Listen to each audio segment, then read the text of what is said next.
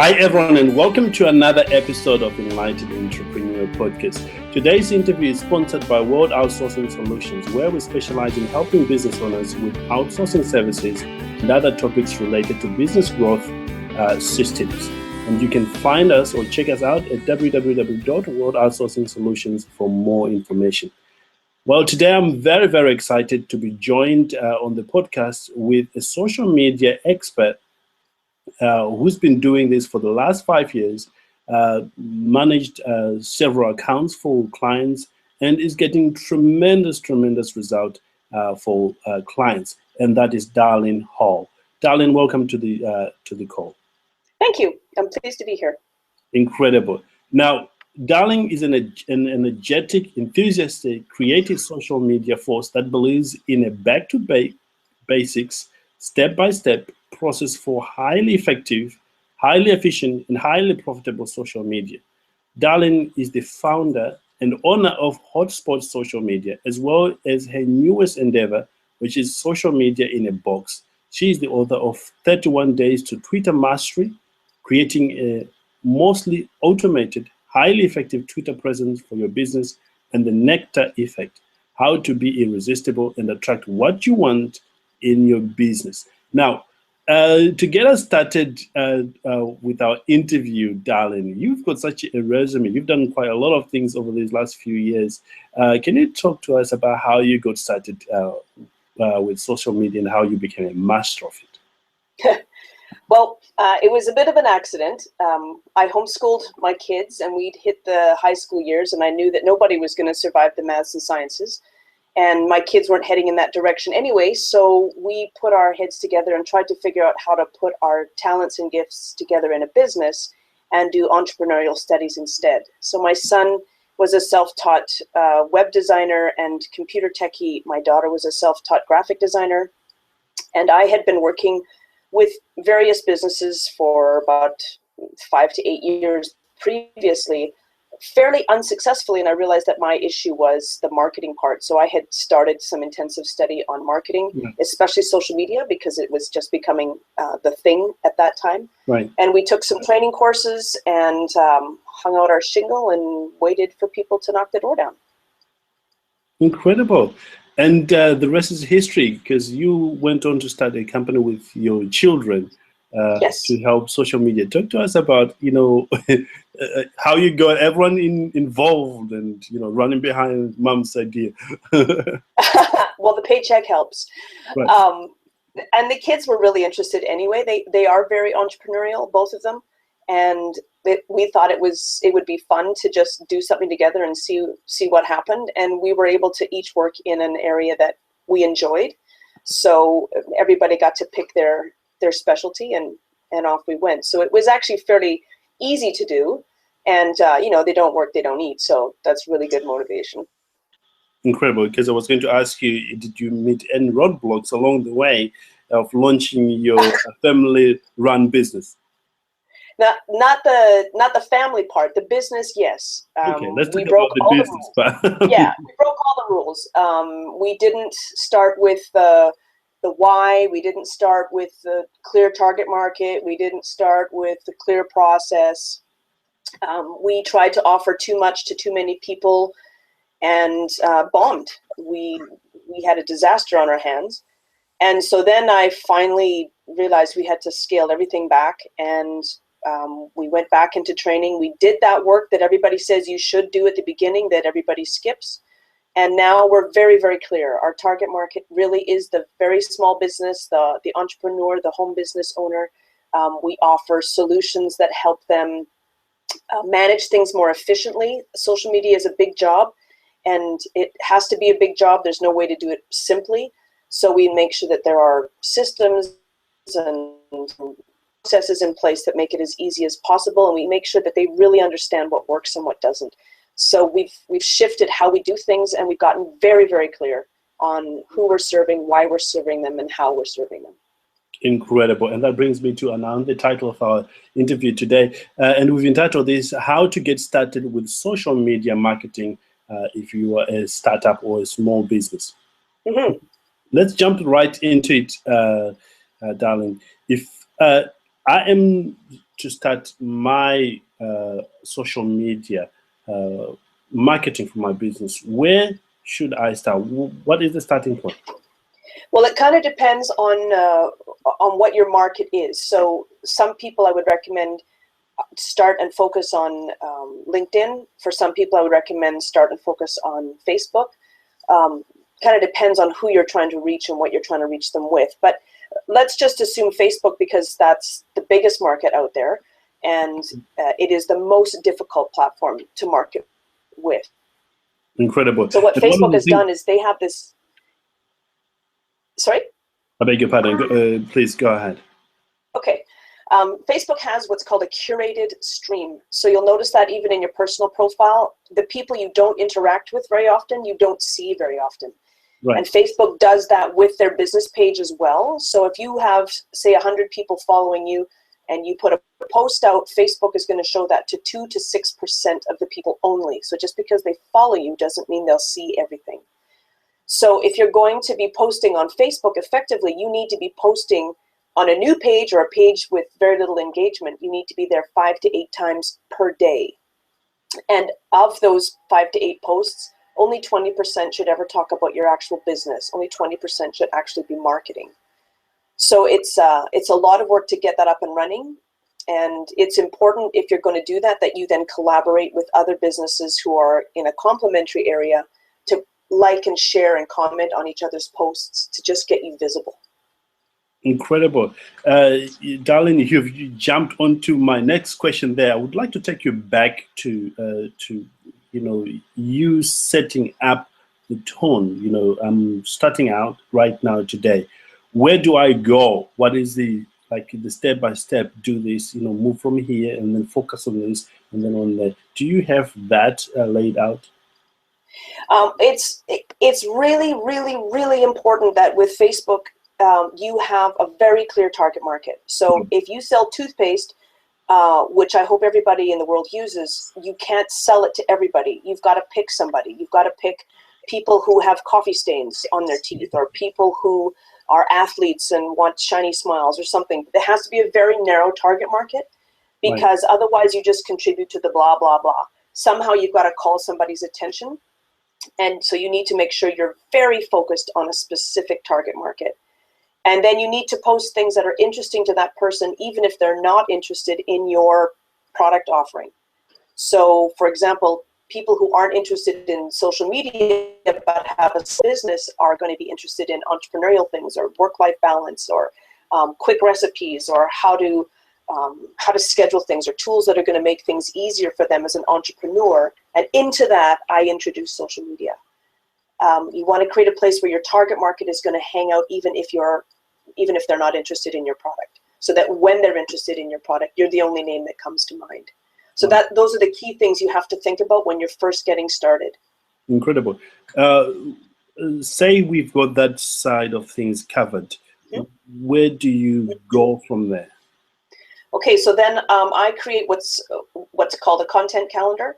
And I put 150 things on a list. I keep it really simple because I need to keep things simple for my own life. So I just create a list. I'll be looking for quotes. I'll be looking for resources, trivia, facts, helpful articles. I'll be sharing my blog. Lots of different things that my target audience would be interested in. And I put those on a list. And then I use a program called Buffer, which is a brilliant program, and you need to get the $10 a month membership if you want to keep your life simple. Right. And I upload all of those into Buffer, which then posts everything at different schedules onto my social media. So I can post to Twitter, Facebook, LinkedIn, Google+, and Pinterest on there. Right. And then I go in afterwards and I just kind of reformulate those posts because each platform has a different personality. So you want to reformat things a little bit for each of the different platforms that you're using. And then you just hit send, and those will then post. Those are what I call my structure posts. And those will go out every single day at specific times, day in, day out, whether I'm here or drinking margaritas on the beach. But then I have to go in every day and post new things, right? I have to post what's going on right now in my life, or something fun that I just discovered, or ask a quick question, or something that's live and engaging to the people right then and there, and then interacting with the people who do comment and like and post on my page. Wonderful. I like how you have laid it so easy so that even a business owner who is probably offline oriented, they can literally follow that simple steps. Do Yes. you only work with Facebook, or you also work with other social media platforms? I do Facebook, Twitter, LinkedIn, Google+, Pinterest, and we've just added Instagram and Snapchat, which I keep trying to avoid, but can't get out of it. You delegate to one of your children to sort it out. Yeah. I love your business model. From where you are standing right now, where do you see, social media in the next few years, and how important is it for business owners to jump on it? I see social media making a bit of a shift, and I'm not sure how quick this is going to happen, but instead of kind of a static page, I think we're going to be more into the messaging apps, which is why I'm getting into Snapchat and stuff. I think we're going to be going more into the live messaging and speaking to customers more one-on-one than the big sort of Facebook blast or whatever. So not sure exactly what that's going to look like. The one thing that will never change is authenticity, and personal engagement is always the key to great social media. Right. And so, yeah, as long as you've got that there, the platforms, they just shift in how they communicate, but authenticity and being real is the key to good social media. Incredible. Darlene, you have this ability of answering my question before I even ask them. I'm going to ask it anyway. I was going to ask you that if there's a business owner in our community right now or listening to this, how can they, use the Facebook page effectively, to get clients? How can they use Facebook effectively? Yes. Okay. So Facebook, you need to have a great cover image that is not necessarily advertising your product, but advertising how you want people to feel when they get there. Right. You want to have really interesting posts. You want to have lots of visuals. You want to ask good questions, because people forget to ask questions in social media, and social media is a conversation. So if you always have that conversation idea in your mind, you'll do well. You want to make sure that whatever you post is something people will react to somehow. So before you put it out there, ask yourself, so what? Why do I want this post out there? What is it going to do for me? And the more they react to your posts, the more Facebook is going to show them your posts, and the more people Facebook will show your posts to. So that engagement is absolutely key. Incredible. You mentioned earlier on in our conversation before we came online about the importance of joining groups where your target market is. Can we explore that for a moment? Sure. The nice thing about groups, both in like LinkedIn groups or Facebook groups, is that if I'm in your group, I see everything you post. So Facebook doesn't curate that stream, and LinkedIn doesn't curate it either. So it's a place where you can attract your target market, not necessarily by your product, but by their interests. So let's say, for example, you're a real estate agent and you want to connect to a certain community. You could create a page or a group that talks about activities going on right now in your city, or you could create a group of maybe you deal specifically with young families, so you could create a group that's all about things that are important to young families. Right. And you become the expert in that area, and then you can connect to those people personally and let them know that you're also a real estate agent or whatever it is you are, and see if they have a need for your services. Never spam people, never push things in their face, but build the relationship with them first. But groups are brilliant because you attract your exact target market to that by whatever it is you're sharing in the group, and then you can market your business to them. Over and over and over again, which is wonderful. Yeah. There's one question I hear regularly, and that is Facebook algorithms. Would Yeah. you talk to us about how it works and how it affects businesses? Yes. So I talked earlier about how Facebook only shows your posts to 2 to 6% of the people following you.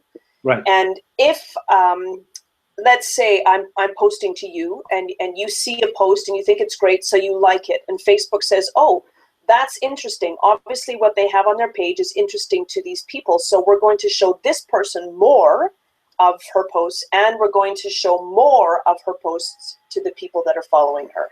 So then instead of 2 to 6% of people seeing your posts, maybe 10 to 15 are going to see the next few.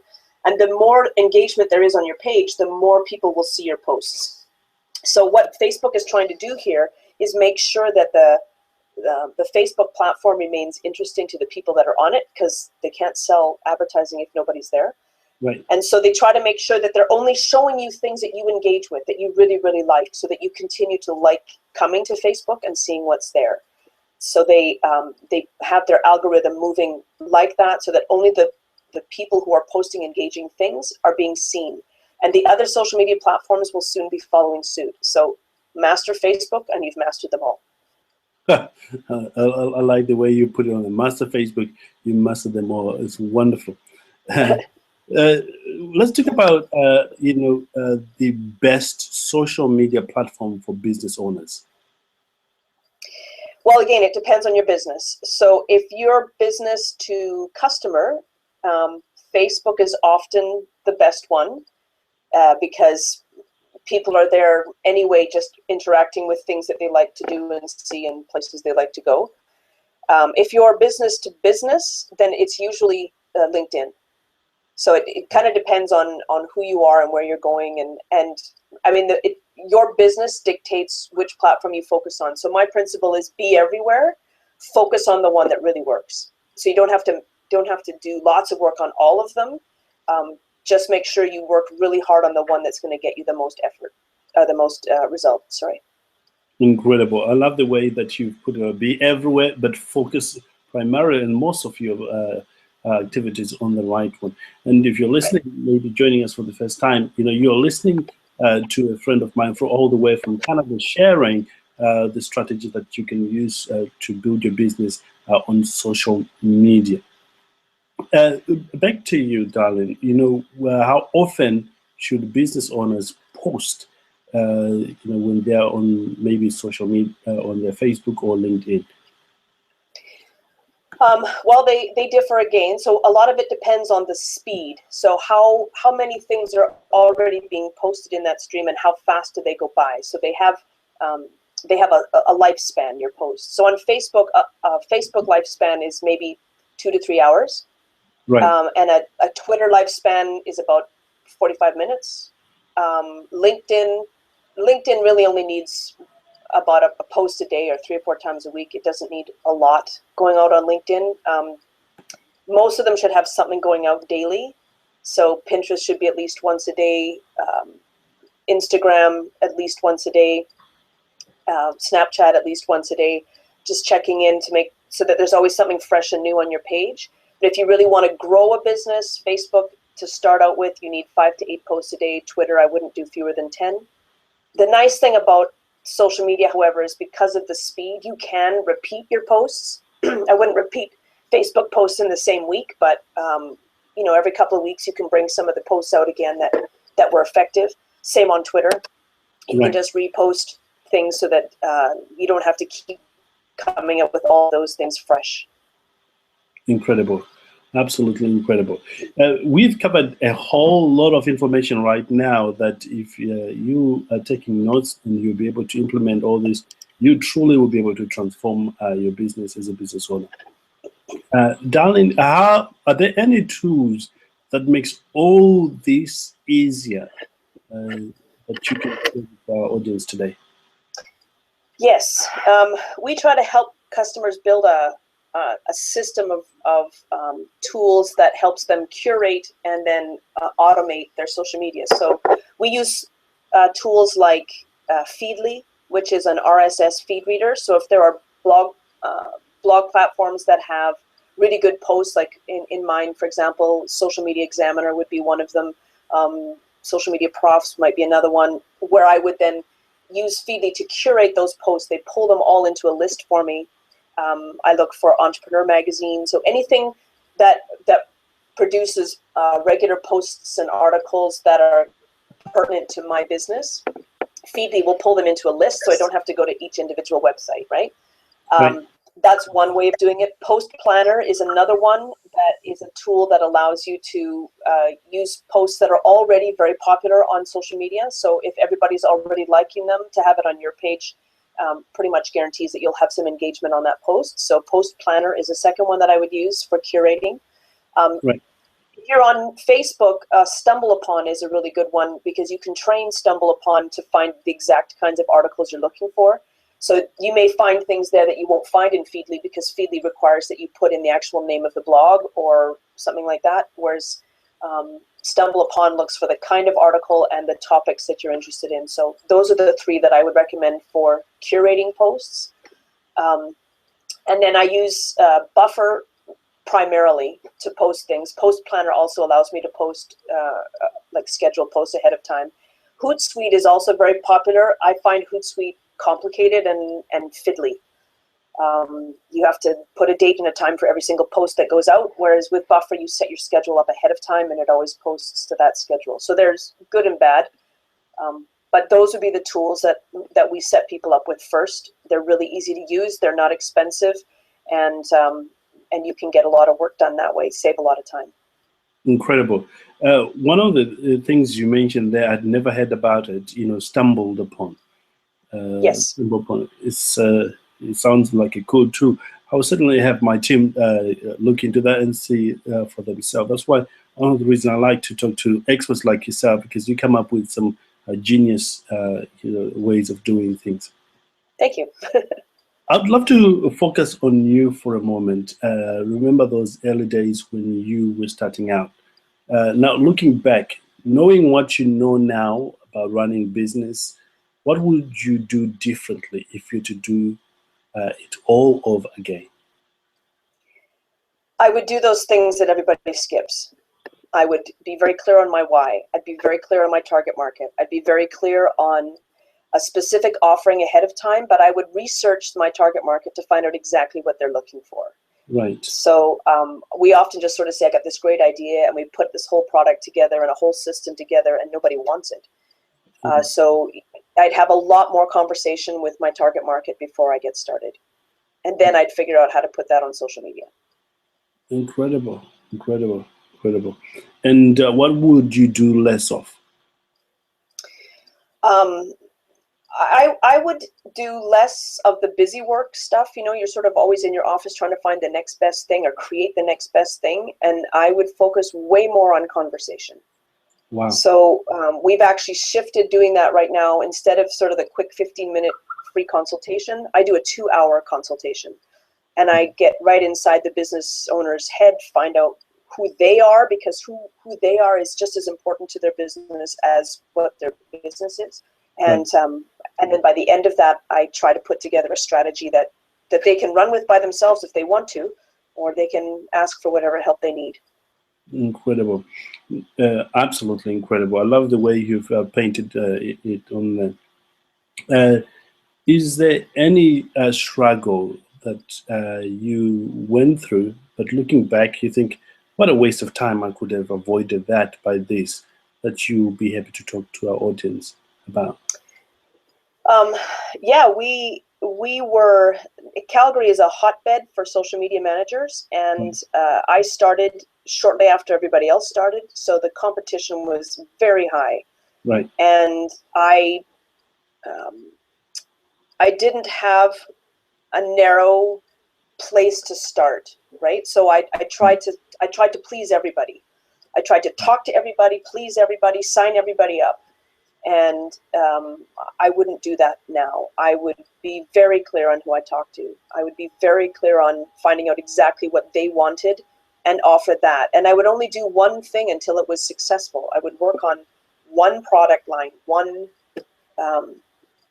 offering, and get that really working, and then find out what the next step should be from talking to the people who like that first step. I would let my clients create my products. Absolutely. So be very focused, in that one line of work that or product Hmm. creating. Hmm. Yeah. Incredible. Incredible. I'm conscious of that in our audience, there may be somebody who wants to connect with you at some level, uh, or maybe wants to work with you. How can they be in touch with you? The easiest way to get in touch with me is email. So it would be Darlene at hotspotsocialmedia.com. Incredible. Do you have any product or service that business owners in our community might take a look at to see maybe it might be a good fit for them? One of the things we created, knowing that the business owners are already overwhelmed, we created something called Social Media in a Box. Right. And unfortunately, we've just taken it down because we've completely revamped it and improved it. But what it is every month for 18 months, you get an email that has 20 quotes that we've sourced for you and turned into original social media graphics. So Right. they're done by professional graphics here in house. You'll get 10 tips that your audience can connect to.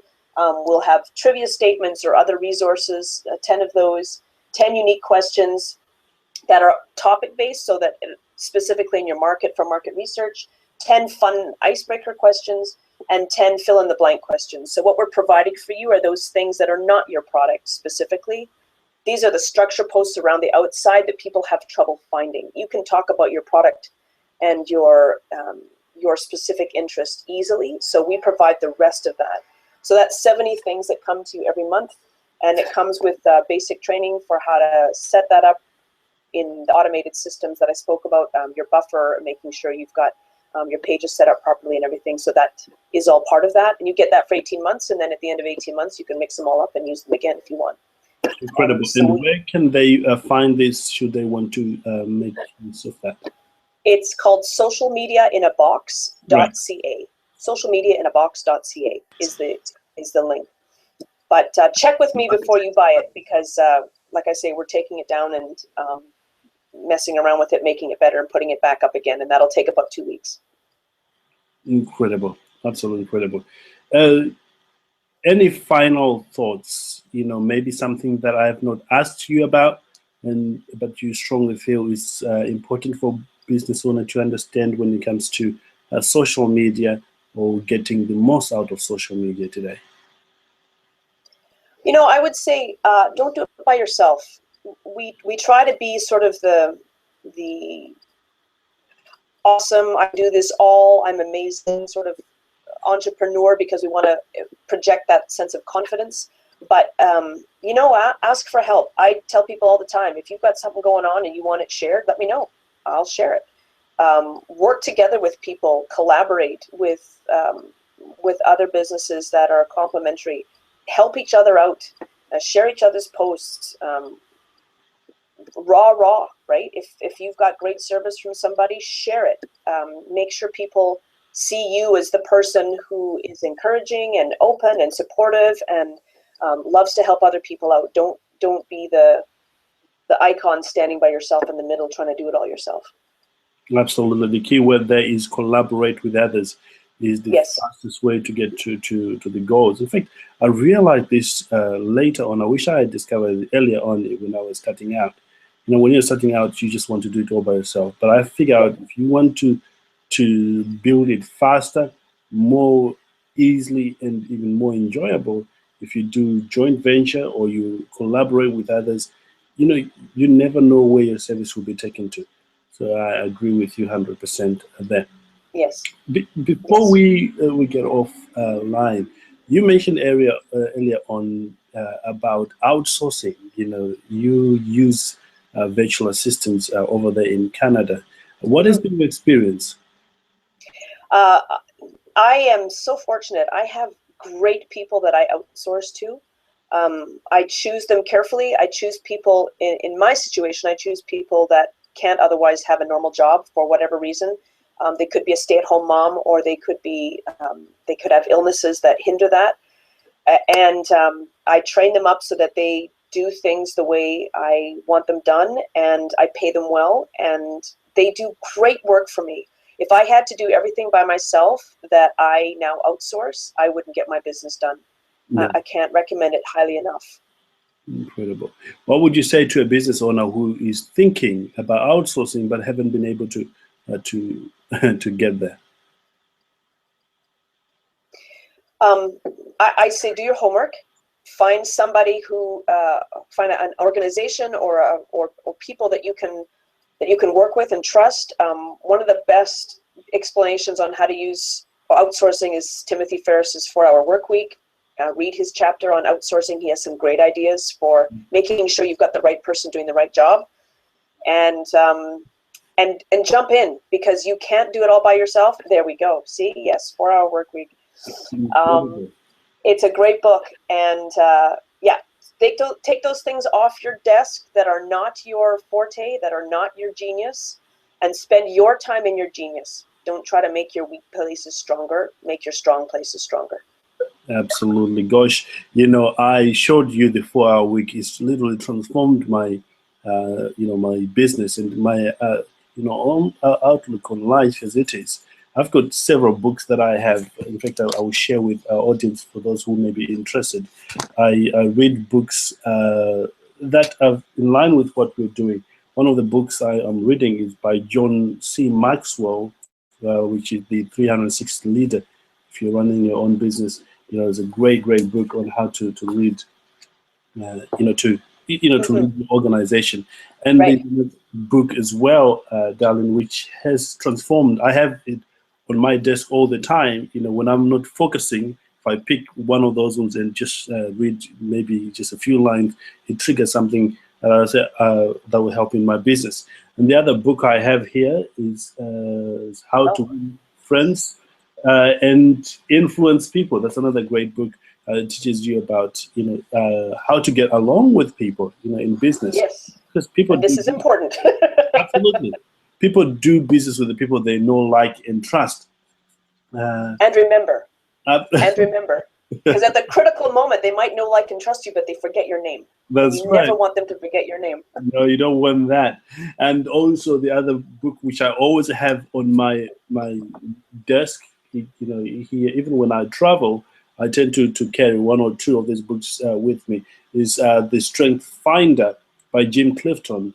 It's brilliant for entrepreneurs. Yes. When you are getting started and you just want to know what your area of specialty will be. And there is one more, which also I think I should share with our audience today.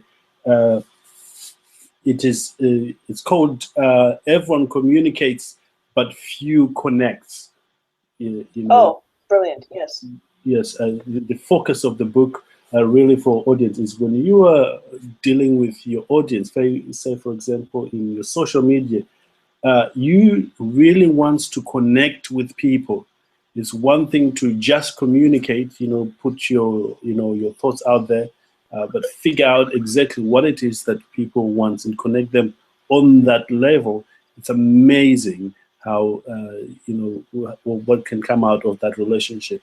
So I just thought I would take the opportunity to share with our audience some of the books that are helping me,